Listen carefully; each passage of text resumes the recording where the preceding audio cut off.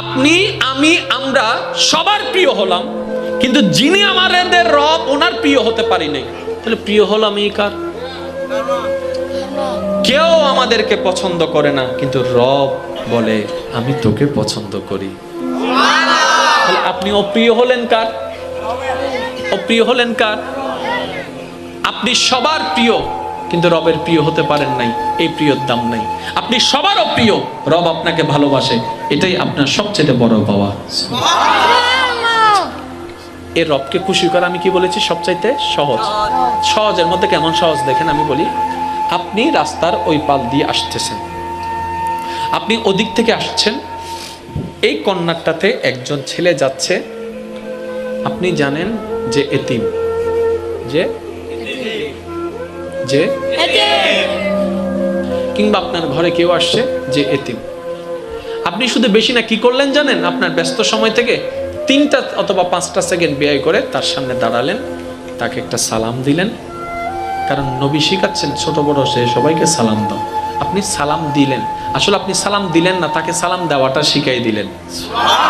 আপনি তাকে সালাম দিলেন, দেওয়ার পরে একটু কথা বলে হাসি মুখে শুধু মাথায় একটু হাতটা বুলাই দিলেন, আর মনে মনে নিয়ত করলেন, আল্লাহ তুমি বলেছো এতিমদেরকে ভালোবাসতে, আমি তোমার ভালোবাসা পাওয়ার জন্য কাজটা করার চেষ্টা করছি মওলা, তোমাকে রাজি করার জন্য।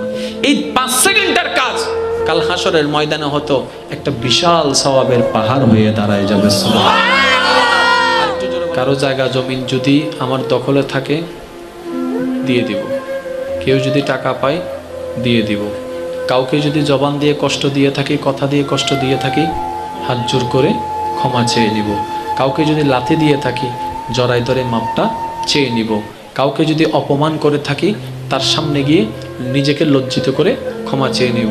মনে রাখবেন গুনাহ 2 ধরনের, একটা হচ্ছে বান্দা করে ডাইরেক্ট আল্লাহর সাথে, আর একটা গুনাহ আছে এমন যেটা বান্দা করে বান্দাকে কষ্ট দিয়ে আল্লাহকে নারাজ করে।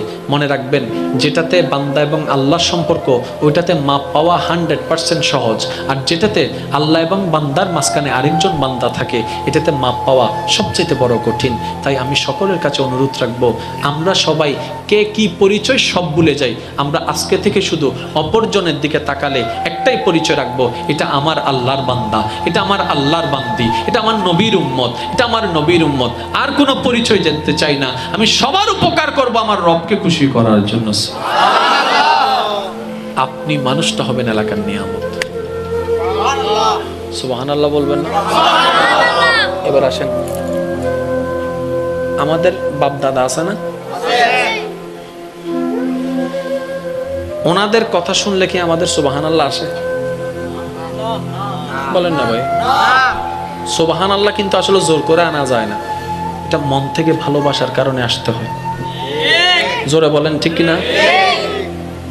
আমাদের নিজের রক্তের মা বাপ দাদা, ওনাদের কথা বললে আমাদের সুবহানাল্লাহ।